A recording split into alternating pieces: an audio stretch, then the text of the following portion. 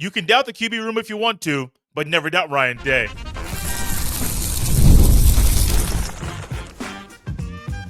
You are Locked On Buckeyes, your daily podcast on the Ohio State Buckeyes. Part of the Locked On Podcast Network, your team every day.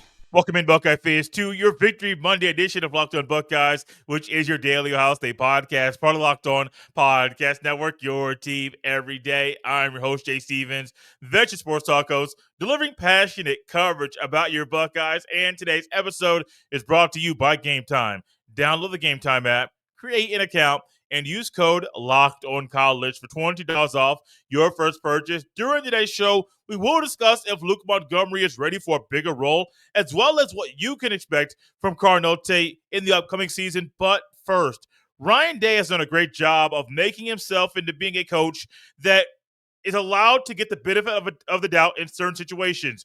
And one of them is with the quarterbacks that he is coaching. From JT Barrett to Dwayne Haskins to Justin Fields, to CJ Stroud, to Kyle McCord, to Will Howard. All of those quarterbacks have things that make them different than the others, but they were the right guy for the job in that year, and at times they played elite ball. Now, they're not all the throwers of Haskins and Stroud. They don't all have the athleticism of Justin Fields. They don't all have the leadership traits that Will Howard has, but Ryan Day knew how to tap into that particular quarterback in that year to get the best out of them. And that should be expected this year with Julian Sayin or Lincoln Kienholz, whichever one gets the title of QB1.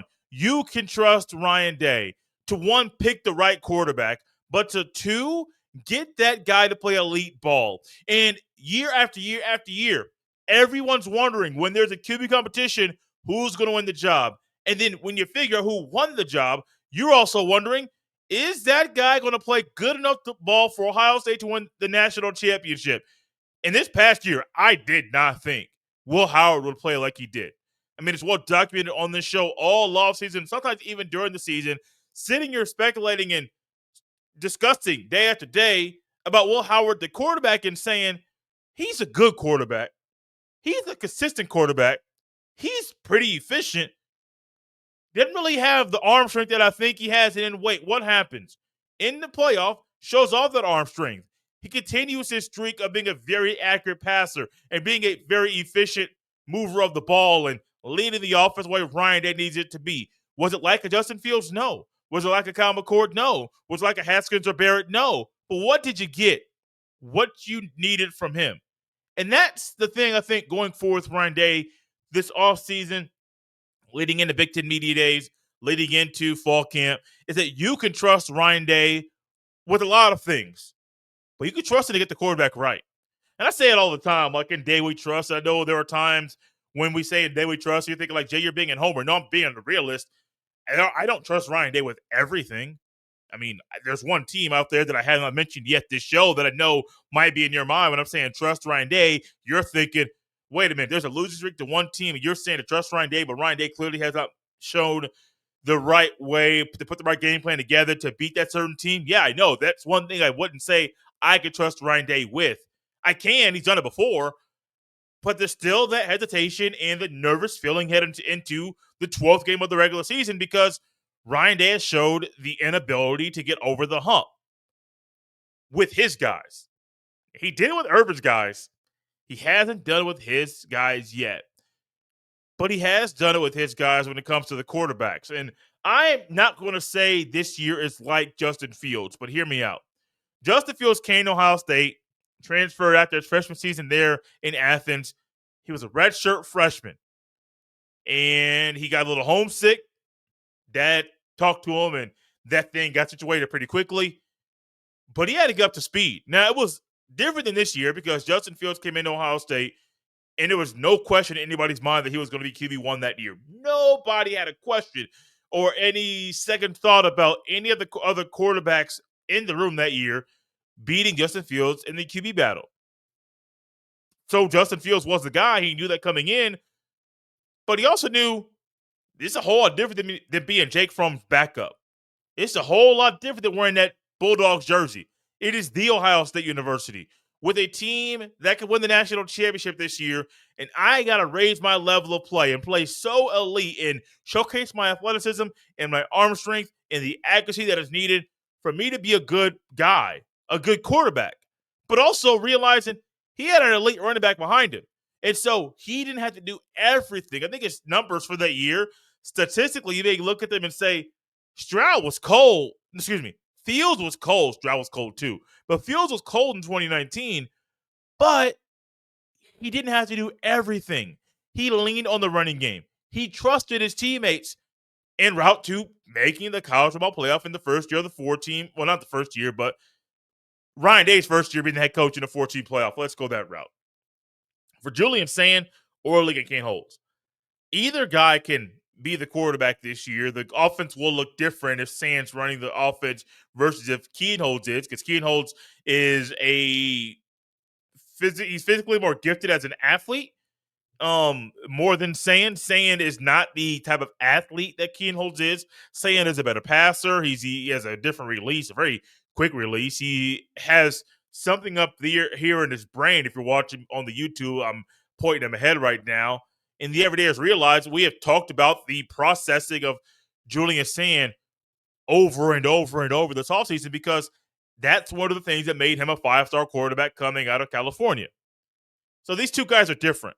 But Ryan Day has figured out a way to work with different quarterbacks. If you just look at the list, and I'll go over it once again, 2017, J.T. Barrett's final year in Columbus, Ohio, was his best year as a passer at Ohio State. And I don't think it's a coincidence that Urban's gone, Day is in, Day is the head coach. Excuse me, no, Urban's still there. Day is the OC. Ryan Day's first year. Wow, my words are not working once again. Ryan Day's first year being the OC at Ohio State, and he quickly figured out a way to tap into J.T. Barrett's arm strength and J.T. Barrett's ability to sling the ball around the yard. His best passing year at Ohio State was under Ryan Day. 2018, Dwayne Haskins was in a QB battle with Joe Burrow. And I'm still a person that believes that if Joe Burrow did not have a hand injury during the offseason, Joe Burrow may have won that job. I won't say he wasn't going to win the job, but it was a lot closer than a lot of people think. It wasn't that he just, oh, man, I lost the job. No, homie, yes, he did lose the job, but homie got hurt.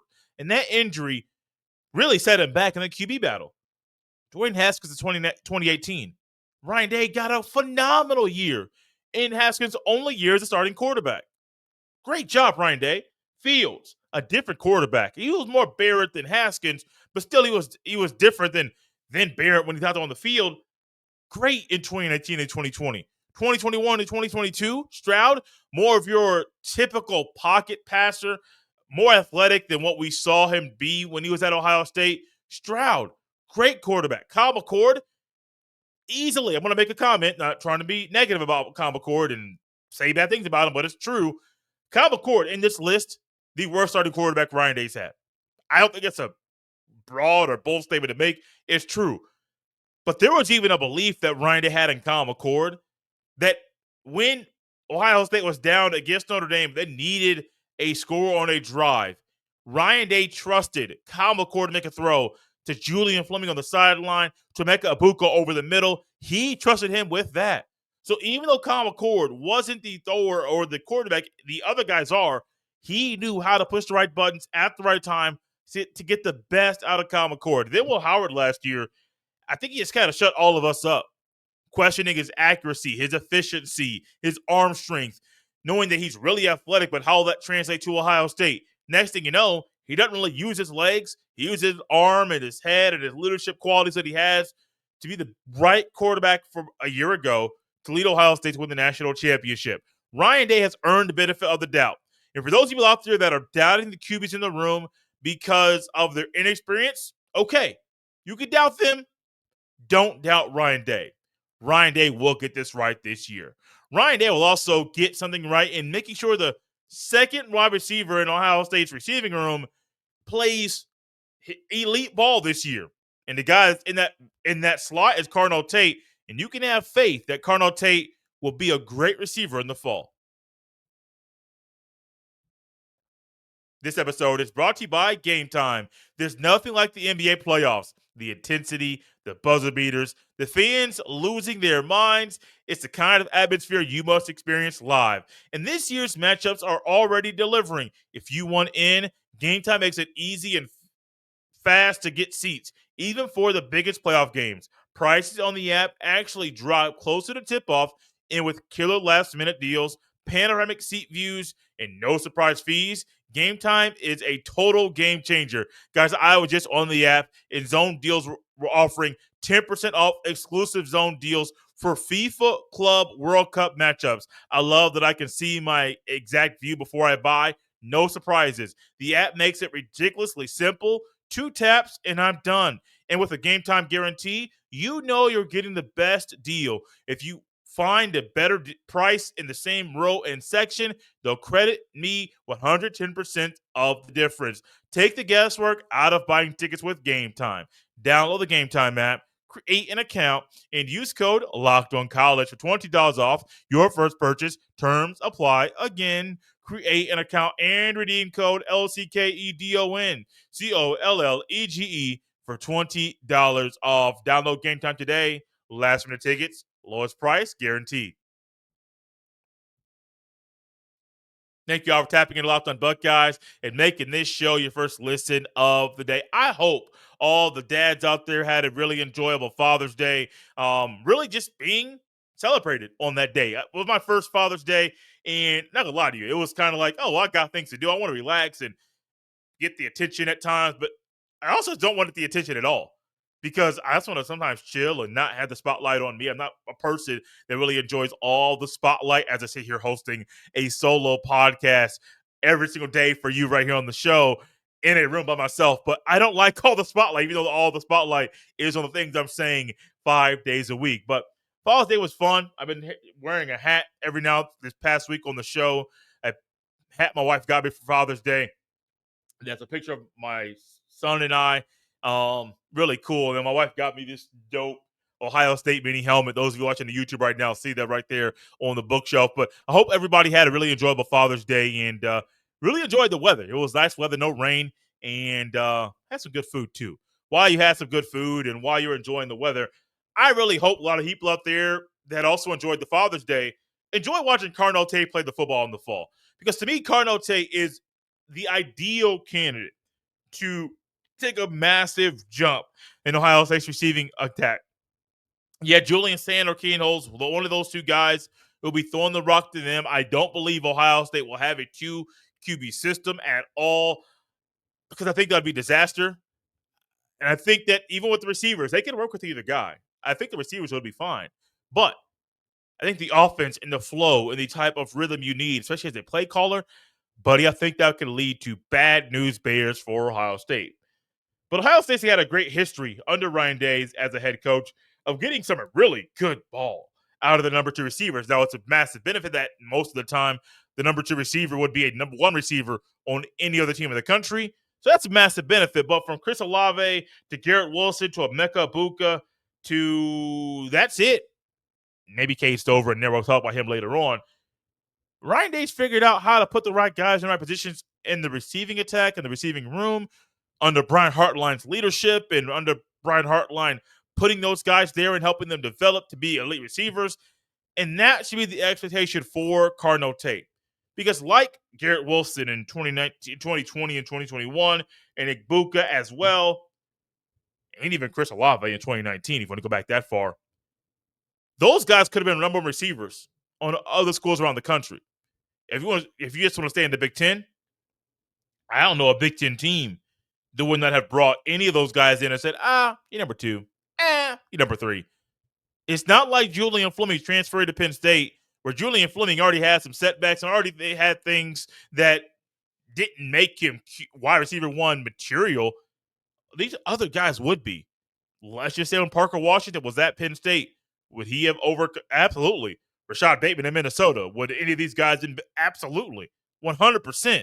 And so for Carnell Tate, it's not just the track record Ohio State has is why you can believe he's going to be a dog in the fall, but Carnell Tate has The dog mentality needed to be a number one receiver. He just happens to be alongside Jeremiah Smith, who is a generational talent.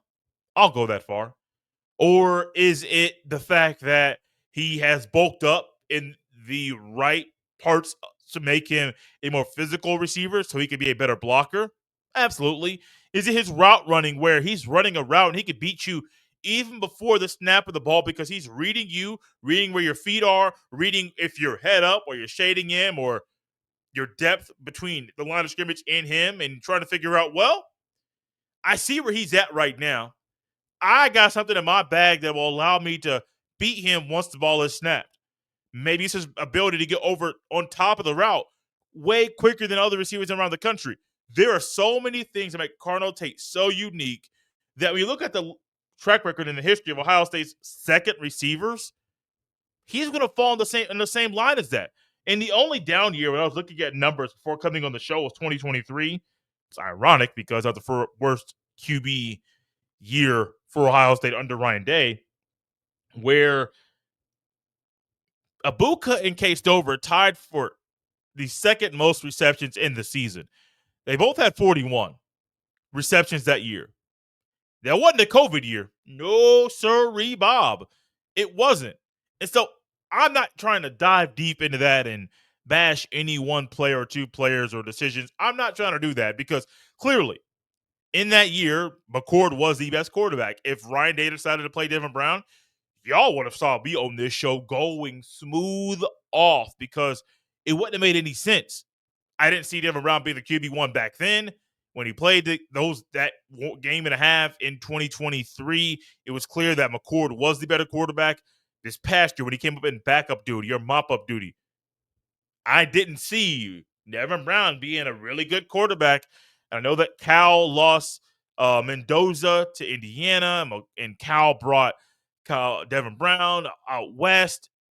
Sir, I'm not trying to be mean here, but I don't know how well Devin Brown's going to be this year for Cal. I don't. I hope the best for him. I really do. But I have not seen an elite passer. I have not seen an above average leader. I had not seen those things. I know when he was in interviews, he talked like he was QB1, but buddy, his play on the field did not match that. Now, the good thing for Devin Brown, I'll get back to the true subject at hand in a second. The good thing for Devin Brown is that he's going to a team that does not have the expectations as Ohio State. Cal is not even in the thought of being a school in the ACC that could win the conference championship to get an automatic bid to the 12-team playoff. No, not at all. So if they go 8-4 out there on the West Coast, it's a good year. It's a really good year. If they go 7-5 and get bowl eligible, that's a good year. What's hurting Devin Brown? He only has 1 year left to play college football. So if that is the case and his numbers aren't elite, what's going to happen? Homie's not going to be playing in the NFL. He'll probably be in the UFL, which is not a bad place to play football. Indoor Football League, other places around the world where you can play football. Devin Brown can do that. But I hope the best for Devin Brown. But even in 2023, let's get back to the topic. He wasn't better than McCord. Not at all. That was just the way that things went for Ohio State that year, and the numbers were that way. Now, Ibuka had the third most receiving yards that year and the third most touchdowns. So when you think about all of that, Marvin Harrison Jr.'s final year at Ohio State, as abnormal as the offense looked and as clunky as the passing game was, your number 2 receiver and your number 1 tight end tied for the most receptions in the year. It's odd, man. It's very, very odd. And I want to say Ibuka may have been hurt that year, which that really hurt him. But even then, you would still think every receiver would have more receptions than Cade Stover. Cade Stover's a really good tight end. But that year was just really, really odd. What won't be odd is Carnell Tate being an elite receiver this year as wide receiver 2. We got a big view of what he can be a year ago. Now, he wasn't the more receiver, even the number 2 receiver. So that wasn't the case. However, you can look out there and look at Carnell Tate and say, okay, these aren't just flashes, a guy that is doing this stuff every now and then, but he's not consistent. No. Carnell Tate was consistent a year ago. being a receiver, one way to get on the field is by blocking downfield, and he did that very, very well. I expect big things from Jeremiah Smith, from Carnell Tate, from Brandon Ennis, from Max Clare, from Bennett Christian, from Will Kazmarek, from all of those guys in the passing game. Doesn't matter if they're getting the ball from Julian Sayin or Kienholz.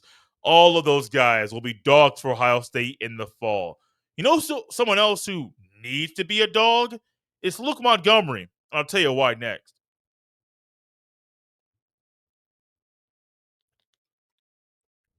Thank y'all for tapping Locked on Buckeyes and making this show your first listen of the day. A year ago, Luke Montgomery was thrown front and center, where he came into the year as a backup. He was competing to be a starting offensive lineman, but didn't put it all together, wasn't able to jump up in the depth chart to be a starting at the time right guard. Later, injuries happened. He got better during the season.